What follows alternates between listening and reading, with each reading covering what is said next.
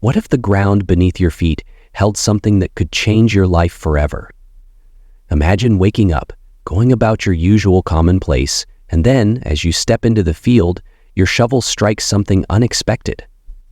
At first, it's nothing more than a metal object, just another forgotten piece of the past, perhaps.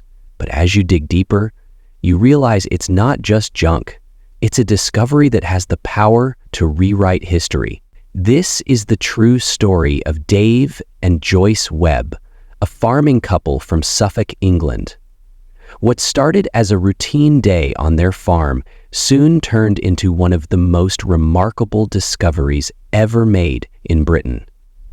The discovery of the Hoxne Hoard, an immense collection of Roman treasure, would not only transform their lives, but send shockwaves across the world. But this story isn't just about treasure. It's about fate, persistence, and the unexpected ways the past can reach out to us. For Dave and Joyce, their treasure hunt didn't take them to faraway places or hidden caves. It started right there, in their very own field. Like many of us, they had dreams of finding something extraordinary, but never could have imagined what was waiting beneath the soil. For them, the treasure wasn't just gold or silver. It was a powerful link to a forgotten world, buried in the earth, just waiting to be discovered. Dave Webb wasn't a man who thought much about treasure. He was a farmer, plain and simple. His days were spent plowing the fields, tending to the livestock, and making sure everything on his farm in Suffolk ran smoothly. The land was his life, steady, reliable, and predictable. His hands were calloused from years of hard work, and his mind was focused on the routine of farming. Treasure hunts? They were the stuff of stories, not reality. His wife, Joyce, was just as grounded. While Dave poured his energy into the farm, Joyce shared his love for the land, but she had a spark of curiosity that set her apart. She had always wondered about the history of the place they called home. They lived on a farm near the small village of Hoxne, a town rich with history dating back to Roman times. Joyce, with her quiet interest in the past, often wondered what secrets the land might hold. For years, archaeologists had worked nearby, carefully digging through the area, uncovering traces of ancient civilizations. But despite their efforts, nothing major had ever been found. Nothing that would point to the kind of treasure that had been lost to time.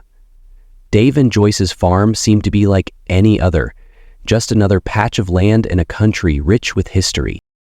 But then, in 1992, something changed.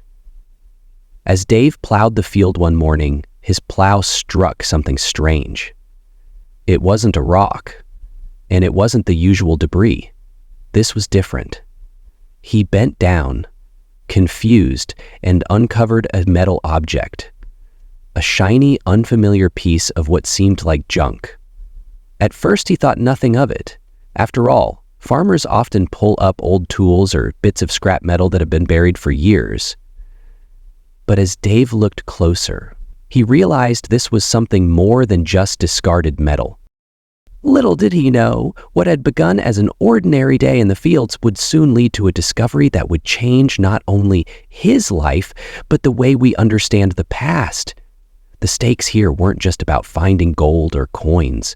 This was about uncovering a lost chapter of history, a treasure trove of objects from the distant past, hidden beneath the earth for over 1,000 years. What lay beneath that soil could hold immense archaeological value, potentially rewriting history books.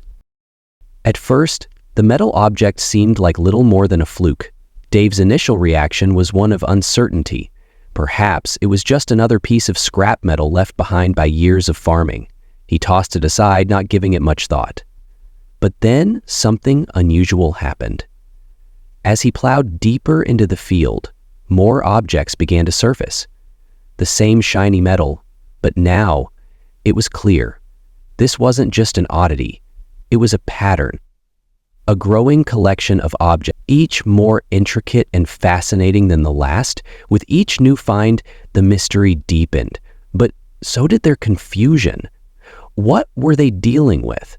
Was this just an old collection of discarded tools, or was it something more? Something that might hold the key to understanding a forgotten past? Joyce, always the one with a spark of curiosity, began to feel the weight of what they might have uncovered.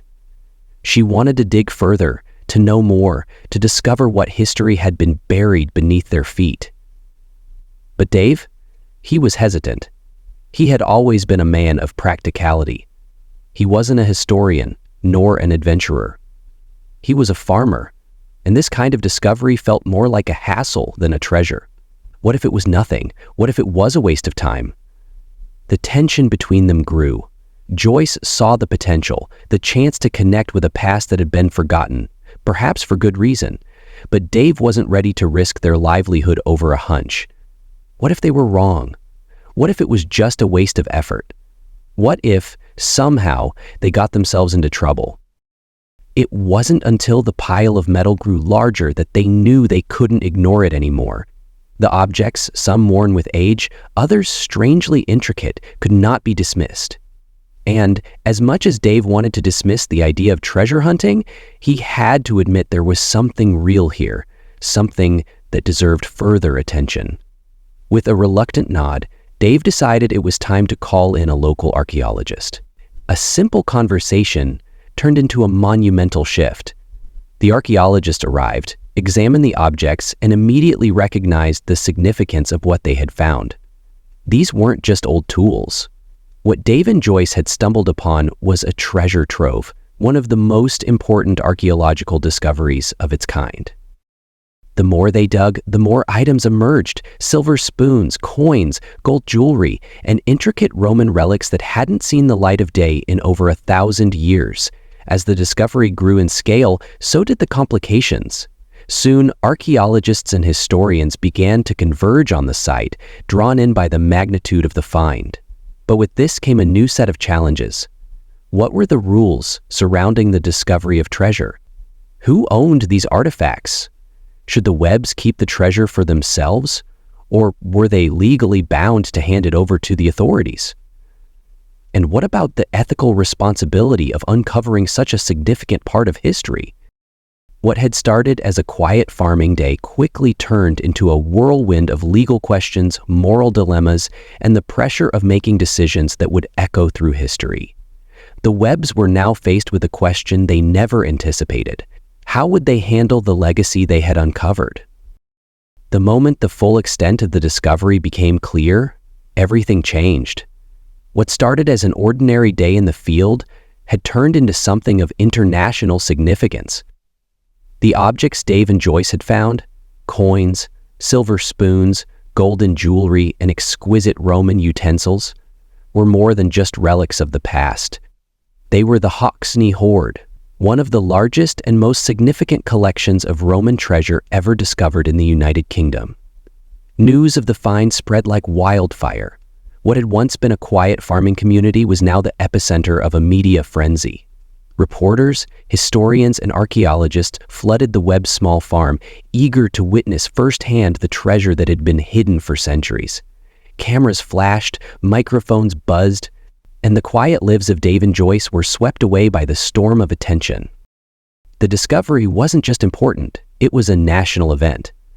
The Hoxne Hoard held the potential to reshape how we understand life in Roman Britain.